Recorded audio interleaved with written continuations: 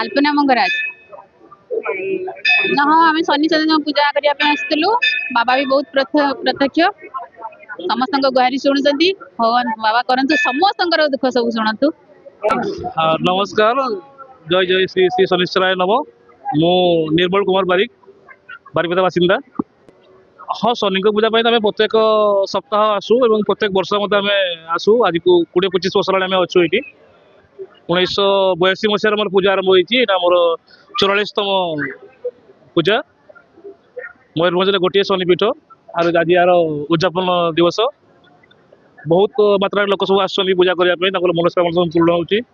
समस्ते किसी ना कि मनस्कामना लेकिन आसती समस्त मनस्कामना पूर्ण होता है। दिल्लू नना शनि मंदिर पीठर पूजक। आज बहुत आनंदर कथा जे बाबांकर जो बैशाख उत्सव चली आज हूँ तार उद्यापन बा चतुर्थ पाली उद्यापन होगा जाऊँगी। आप समस्त जानते मयूरभंजर एकमात्र शनिपीठ ये हूँ बारिपदार आम अवस्थित बाबा शनीश्वर पाखे। आज हूँ तार चतुर्थ पाली पूजा चलती। प्रबल भिड़ होती भक्त मान प्रबल समागम सत्वे विभिन्न बारई मैंने आसुँच निजर मनस्कामना जनाऊँ बाबा पूजा करुँच।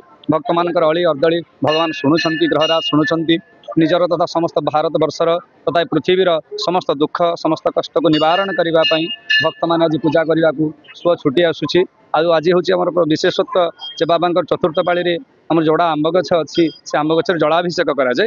तो आज हूँ से अभिषेक दिवस से विभिन्न बारई विभिन्न व्रती मान अपेक्षा कर रही जे समस्ते केतबेले से समय आसीबो आ निज निजर मनस्कामना रखी जड़ा आंब गछरे अभिषेक करेंगे। आज मंदिर सकाल 4:30 समय खोलाई सकाल धूप स्नान मैलम सकाल धूप सरी बर्तमान सुधा एवं बाबा पाखे प्रथम अन्नभोग लगी सारी एवं बारई मान पूजा चलती। बारई मान पूजा सरलापर बाबा पुस्तक पाठ अच्छी होम यज्ञ अच्छी और शेष में जलाभिषेक कर्म अच्छी। मो ना असित कुमार साहू मु पीठर एकाउंट काम अच्छी। आज हूँ बाबांकर वार्षिक उत्सवर उद्यापन दिवस। बैशाख मास पूर्णमी तिथि रु ए वर्ष 4टी पाली अनुष्ठित होउछि। आज चतुर्थ पाली बा उद्यापन उत्सव सकाळु हजार हजार भक्त ए पीठ को आसुचंती एवं तांकर मानसिक रखी आसुचंती।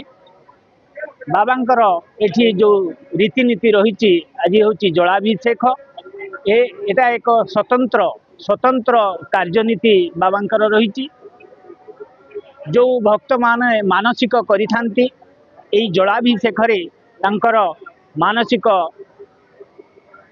भंग करिथांती एवं तांकर ओषा भंग करिथांती। आमर सकाळ प्रातः 5 घटिका समय रे मंगल आरती स्नान बाबांकर अच्छी एवं बाल्य भोग रही। होम कार्य बाबांकर पुस्तक पठन ता सहित यज्ञ रही सहित प्रसाद बंटन रही। आज हजार हजार भक्त सकाळु आमर प्रसाद बंटन चली प्रसाद पाउचंती बहु आनंद रे आसी जाउचंती। बहु दूर दूर भक्त आसुचंती एवं तांकर जो भक्तिर सहित आसी बाबांकर जो तांको प्रति कृपा हेइची से कृपा मध्य मो पाखरे पहुँचंती। मु जेहेतु तांकर दान ग्रहण करुची एवं तांको रसीद काटिकी दउची। बाबांकर ये जो पीठर उन्नति पाई सो इच्छा रे भक्त माने तांकर दान देउचंती एवं बहुत तांकर जो अनुभूति गुड़िक कहउचंती भाविले मो देह छितई जाउची। तांकर अनुभूति भक्त माँ भौणी माने आसी कहउचंती मो झियर पोस्टिंग हला मोर जगार प्रॉब्लम थिला जगह सॉल्व हला बाबांको पाखकु आसी एवं मोर घर खंडे करि पार नथिली बाबांको पाखकु आसी मोर घर करि पारिछि। एई सब भाविले लागे बाबांकर बहुत महिमा अछि।